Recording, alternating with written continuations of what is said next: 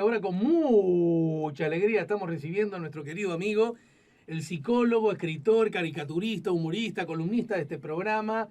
Pone la mañana en camino en su columna Los psicólogos no sirven para nada. Álvaro El Curi, buen día, bienvenido. Buen día. Proveedor de bizcochos. Bueno, sí, sé que Dígalo, vinieron, todavía no. dígalo, Todavía dígalo. no, está bien. No siempre tampoco, ¿no? Frecuentemente. Vamos a Frecuentemente. decirlo de esa manera. Alvarito El Curi en ese aspecto, pero ocupa la primera posición con luz. ¿Cómo se dice los psicólogos no sirven para nada en griego? No. Bueno, un poco a tono con Grecia, trajimos un mito griego. Ah, lo del narciso, Claro. justamente. Porque vamos a contarle a la gente que hoy nos propone Alvarito, siempre desafiante, siempre provocador. Yo enamorado de mí, narcisos en relaciones de pareja. Ahí está. Lo publicábamos en las redes y poníamos una ilustración que salió en el libro de la pareja ideal del 2010 ya, hace 12 años. ¿Cuándo se viene el libro? ¿Este año? Bueno, viste que con el amigo Julián tuvimos algunos entredichos, ya lo denunciamos al aire, Julián reaccionó y parecería que para la primavera estamos con... Hay que meter a la pesada, entonces Sí, esa sí, era sí, yo creo que sí. la táctica. Yo Bien. creo que hay que decir. Sí. Un saludo a Julián Respon- Ubiría, que es el, bueno, hombre de los libros uruguayos, de las editoriales, y es el editor del sello, ¿no? Y querido amigo, pero Bueno, que a veces tiene esas cosas. ¿Sello? Dígalo, el sello. El sello es Aguilar, Ujú. Aguilar del grupo Random House, Mondador y Penguin. Bueno, y estamos peleando para la salida del libro. Acá hemos hecho un piquete radial, poco menos. Pero va a salir en primavera, sale. Bueno, muy bien. Bueno, y hablando de Narciso, entonces. Sí. Bueno, el mito de Narciso, del cual la psicología habla abundantemente, pero pocas veces se toma el trabajo de contar. Es una historia de la mitología griega, en donde la leyenda dice que Narciso era un joven de extraordinaria belleza, pero vanidoso, distante, que andaba por la vida rechazando las propuestas amorosas y hasta la presencia de mortales, diosas, dioses, ninfas y otros personajes mitológicos, dejando despechado a todo el mundo, ¿no? Y agarrate Catalina si despechás a todos esos. Nadie parecía interesarle.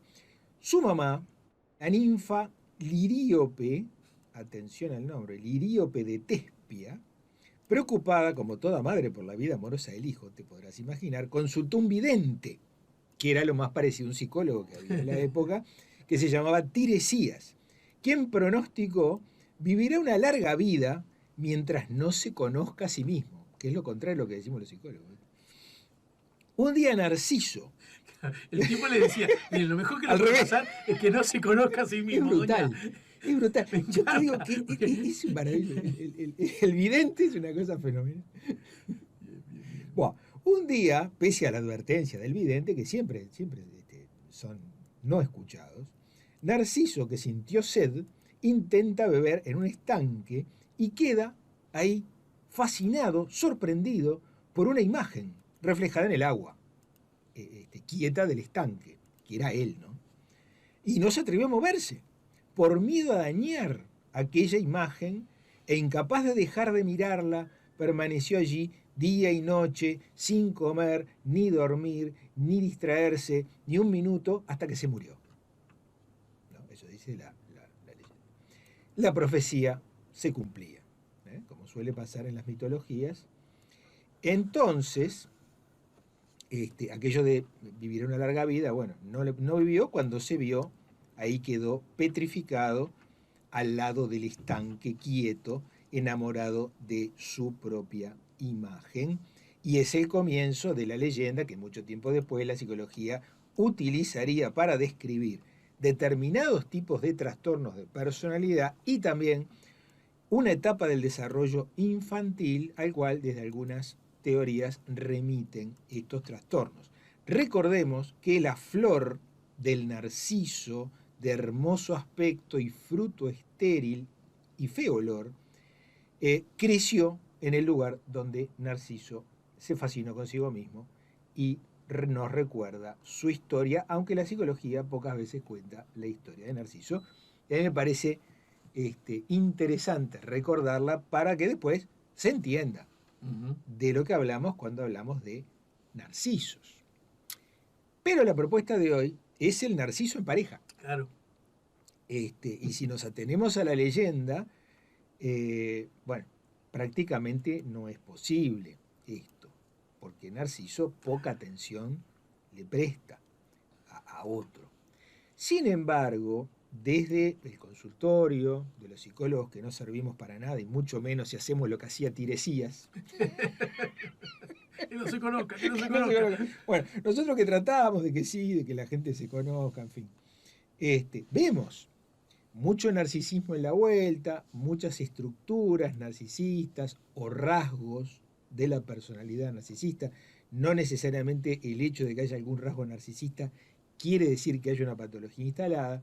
Y también vemos, Alejandro, esto hemos hablado bastante, hemos hecho columnas al respecto, muchos mensajes en esta cultura en la que vivimos que apoyan, que alientan, que proponen una postura narcisista frente a la vida. De hecho, pensadores, escritores, desde el posmodernismo, desde los 80, acá hablamos siempre de Lipovetsky, en la era del vacío, el propio Erich Fromm, Freud, ya hablaban de una sociedad, Freud mucho antes, ¿no? Ya hablaban de una sociedad que alienta los rasgos narcisistas al poner el énfasis en quiérete a ti mismo, tú solo podés, tú solo te arreglás, el otro no es tan necesario, primero vos, segundo vos, tercero vos, incluso hay toda una cultura pop enfocada a este centro del universo soy yo, que tiene mucho arraigo en la cultura pop de los años 80, en la publicidad también, en la iconografía, hasta de bandas musicales, en fin. La cuestión es que hace rato que pasaron los 80 y en esta cultura en la que vivimos, los psicólogos que no servimos para nada hace rato, pero ensayistas, escritores, siguen percibiendo una tendencia a lo que llamaba Lipovetsky el narcisismo social que alienta este tipo de conductas. Y bueno, todo esto es el contexto, el caldo, donde se cuece lo que después hacemos en la vida individual, en las parejas. Y la postura del primero yo, y yo solo me arreglo, y el otro no es tan importante, y primero satisfago mi necesidad, y bueno, el otro que se arregle, en fin, no es precisamente lo que nos ayuda a formar pareja, permanecer en ellas, formar familia, permanecer en ellas, criar a los hijos, etcétera, etcétera. Y desde ese punto de vista, Alvarito, esto que planteas con claridad. Primero, ¿cómo distinguimos, si es que se distingue, la verdad no lo sé, el narcisista, perdón, decimos el narcisista, pero puede ser la narcisista también, ¿no? O no. Con narcisista hablamos de una estructura de personalidad. La personalidad femenina, ¿no? Estaríamos hablando de la personalidad. Quiero decir que como el personaje, el mito, era un varón, en realidad aplica a un varón o podría aplicar también a una mujer. Sí, ¿Sí? sí, sí. La pregunta es, ¿cómo distinguir, si es que se distinguen, el narcisista de gestos, conductas o miradas egoístas? ¿Son la misma cosa, narcisismo no, que egoísmo? No. La estructura de personalidad narcisista, lo que está en los tratados de psiquiatría, que aún esa nomenclatura se utiliza, los trastornos limítrofes de la personalidad, según las distintas tipologías y las distintas miradas de distintas corrientes de la psicología, son personalidades ancladas, personalidades que de alguna manera remiten a una etapa del desarrollo, también de acuerdo a alguna mirada psicológica, en donde necesariamente el niño pequeño es un narciso, porque está absolutamente centrado en sí mismo, dada su pequeñez, su indefensión, su inmadurez. Uh-huh. Mi necesidad de ayuda es total, la necesidad de contención, de alimentación, de cuidado es total. Mi entorno, mis papás, los profesores, los maestros, cuidan de mí porque yo no puedo hacerlo. Esa primera etapa, tan inmadura, tan infantil, es llamada por algunas corrientes etapa narcisista.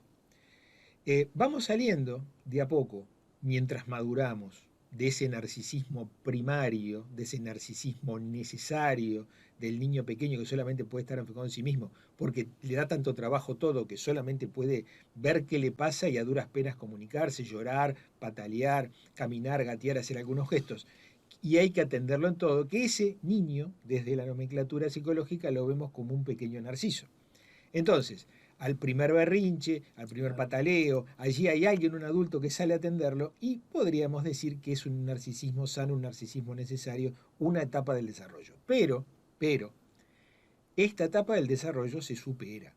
Esta etapa del desarrollo, conforme vamos madurando, nuestro sistema nervioso va madurando, vamos aprendiendo a relacionarnos con el mundo, vamos saliendo de esta postura de centro del universo y nuestro entorno nos va educando, fundamental, para salir de esta postura del centro del universo, para que integremos grupos, para que vayamos a la escuela, para que tengamos amigos, para que participemos en actividades colectivas, en definitiva, para que integremos la sociedad. Ahora, ¿qué pasa?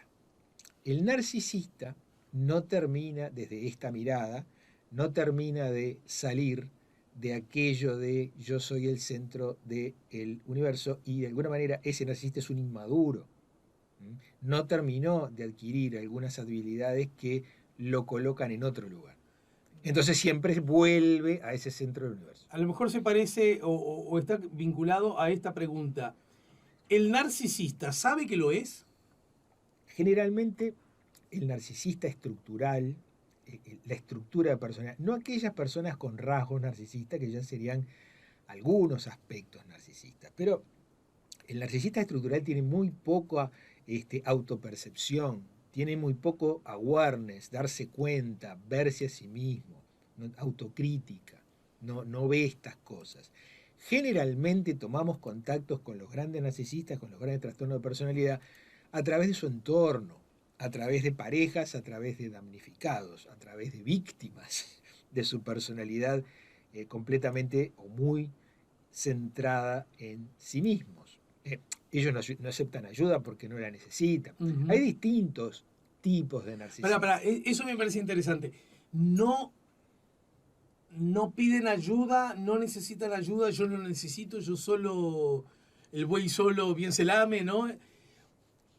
Porque en realidad mirá que estoy fallando, ¿eh? El egoísta demandante podría ser al revés. El que como se cree el centro, necesita que todo el mundo esté a su servicio. Son como distintas cositas, ¿no? Son distintos tipos de presentaciones de la personalidad narcisista, okay. Pero narcisistas al fin en el sentido de que siempre están súper centrados en su necesidad y casi te diría ajenos a lo que necesita el otro, a lo que le pasa al otro, a empatizar, a cambiar de posición, hasta, te diría hasta de conversar. El narcisista habla y se escucha él solo, prácticamente. Le cuesta muchísimo el relacionamiento, su entorno generalmente lo percibe y es desde el entorno, desde donde vienen la mayoría de las consultas con ellos. Y cuando consultan ellos, generalmente ellos están en lo cierto en todo y es como una especie de queja, mirá lo que me hacen los demás. Una de las cosas, ya casi en el final por hoy. Sí, señor. Una de las cosas que probablemente uno puede coincidir, más allá de esta cultura del egoísmo, de la cela tuya, estos manuales que te sugieren que si te levantás y todos los días te ves al espejo y decís qué lindo que soy, qué lindo que soy, qué lindo que soy, voy a ser exitoso, voy a ser famoso, voy a ser rico, vas a ser lindo, exitoso, famoso y rico, ¿no? Que son un espanto desde mi punto de vista, viste que yo hablo frecuentemente de esos manuales. Claro. y coincido.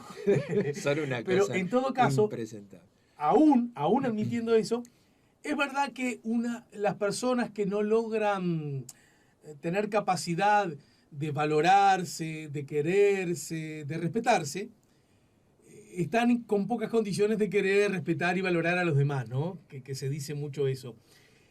¿En qué medida tenemos que ahí te vas al otro extremo? Claro. ¿Cómo hacemos para conjugar el verbo, dijera Alcuri, en su justo medio? El camino del medio. Bueno, ahí te vas al otro extremo, ¿no? Hay egos muy desinflados, hay autoestimas muy bajas, yo no valgo nada, ¿para qué voy a intervenir? ¿Para qué me voy a hacer ver? ¿Para qué voy a exponer mis conocimientos? ¿Para qué voy a mostrar mis habilidades? Si yo no sirvo, soy el último de la fila, etc. Ahí estamos en el otro polo, pero algunos también dicen que los polos se tocan, porque hay algún tipo de narcisista extremadamente quejoso que habla que, ay, que a mí me va mal y que todos están contra mí, que fíjate qué desgraciado soy, extremadamente centrados en sí mismos y tampoco viendo buena parte del panorama de las distintas personas que lo rodean.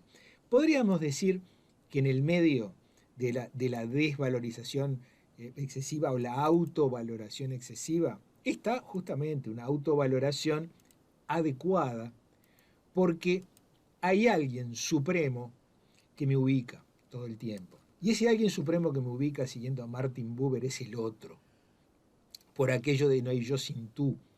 Nos necesitamos unos a otros. Por eso yo soy tan rompepelotas con el tema de la socialización, el encuentro, la presencia, el no a la virtualidad y el sí a la presencialidad.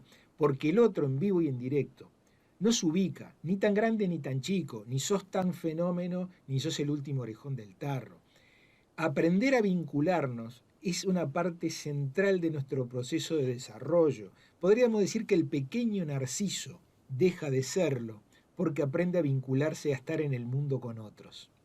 Si no aprende a vincularse en las edades adecuadas, en la escuela, en los primeros años del liceo, el narciso empieza a perder el tren de acotar su ego para integrarse a la sociedad, para integrarse a grupos, para integrarse a la familia. La gran oportunidad de crecimiento personal para los narcisos, que cada vez vemos más estructuras narcisistas, y esto lo decían en la facultad, cuando yo hacía facultad, en los 80, ya los profesores te decían, cada vez se ven más narcisistas, che, no sabemos por qué. Tampoco contextualizaban mucho la circunstancia social con ese aumento de los casos, pero nos sigue pasando lo mismo. ¿Cada vez vemos más estructuras narcisistas? Sí, correcto. Hay un entorno, hay una socialización temprana, hay procesos de socialización cortados, defectuosos o completamente equivocados que alientan que estas estructuras proliferen, aumenten y además que haya mensajes sociales que la alienten. Mira, ya estamos casi en el final, así que casi con un sí o un no te pido que respondas esta pregunta. ¿El narciso es o se hace? Es y se hace. Y el narciso, agrego yo a esa mirada, Sí. ¿así nació o así se construyó?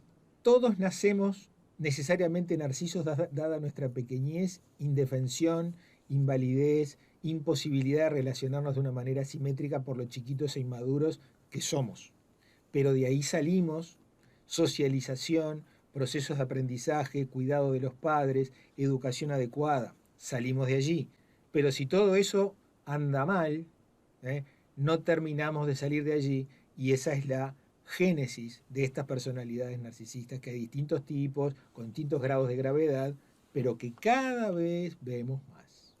Alvarito del Curi, gracias por los bizcochos. Por favor. Pero estoy muy enojado porque no trajiste los que a mí me gustan, Narciso. ¿Vos te fijaste la bolsa?